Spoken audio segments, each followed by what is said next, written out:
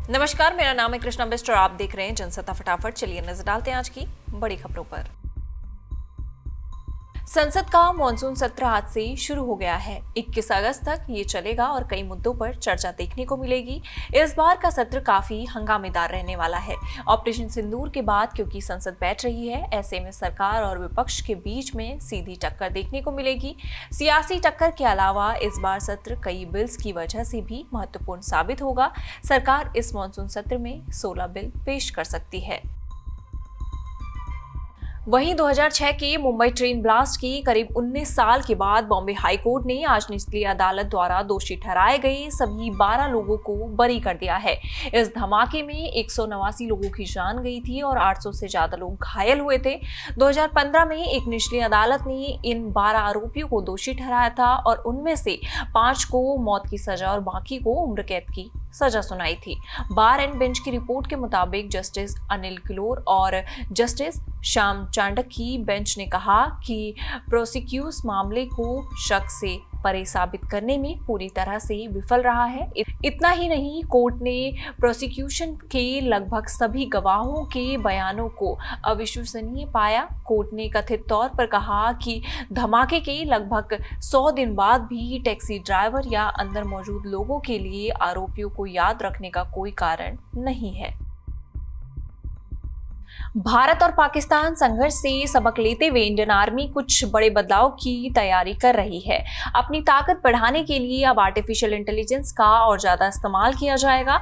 इसके अलावा किस तरह से सैटेलाइट के जरिए और सटीक तस्वीर और जानकारी मिल सकती है, इस पर भी काम शुरू हो रहा है। आने वाले सालों में ये सारे बदलाव भारतीय सेना में दिखने शुरू हो जाएंगे। बताया जा रहा है कि इंडियन आर्मी और AI का सबसे ज्यादा इस्तेमाल अपनी ड्रोन मिशन बैटलफील्ड मॉनिटरिंग में करना है। सेना हर कीमत पर खुद को इंफॉर्मेशन वॉरफेयर में आगे रखना चाहती है। वो डेटा के आधार पर अपना हर फैसला लेना चाहती है। अगर सब कुछ तय रणनीति के तहत होता है तो उस स्थिति में 2026-27 तक AI, मशीन लर्निंग और बिग डेटा एनालिटिक्स का आर्मी में प्रभावी तरीके से इस्तेमाल शुरू हो जाएगा।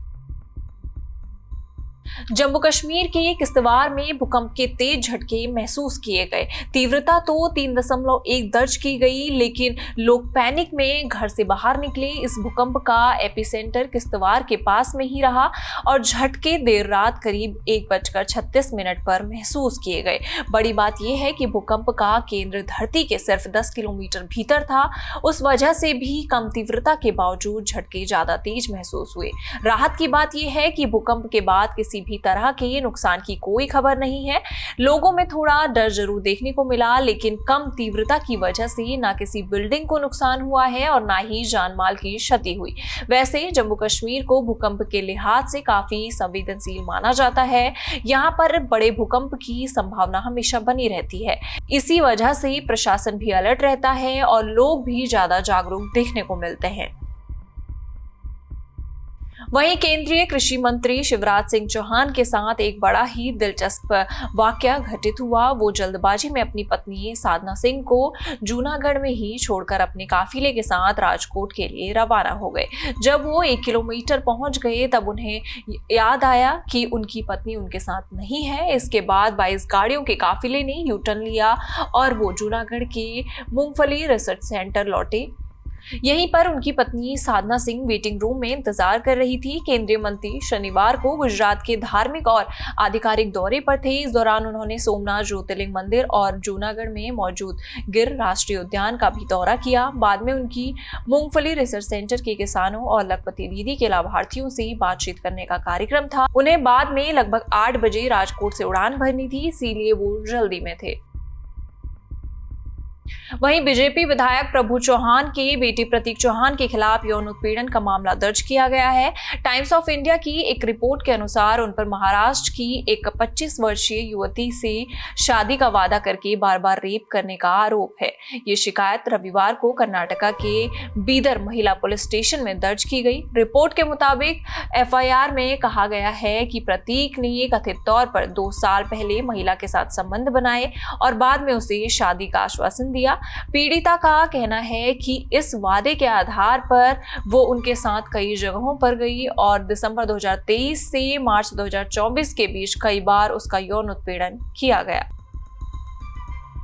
बॉलीवुड एक्टर चंकी पांडे के भतीजे और एक्ट्रेस अनन्या पांडे के कजिन ब्रदर आहान पांडे ने अपनी डेब्यू फिल्म से ही बॉक्स ऑफिस पर बवाल मचा दिया है। उन्हें पहली फिल्म से ही सुपरस्टार का टैग मिल गया है। उनकी रोमांटिक और ड्रामा फिल्म सैयारा को लोग काफी पसंद कर रहे हैं।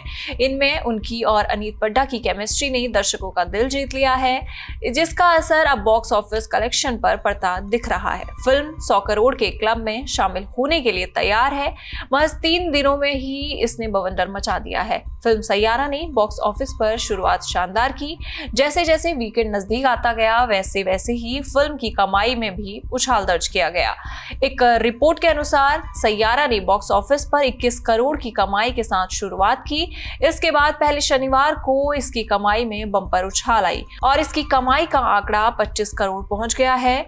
2 दिनों में ही फिल्म ने 46 करोड़ का बिजनेस कर लिया। इसके बाद अब रविवार को फिल्म की कमाई ने सभी को हैरान कर दिया।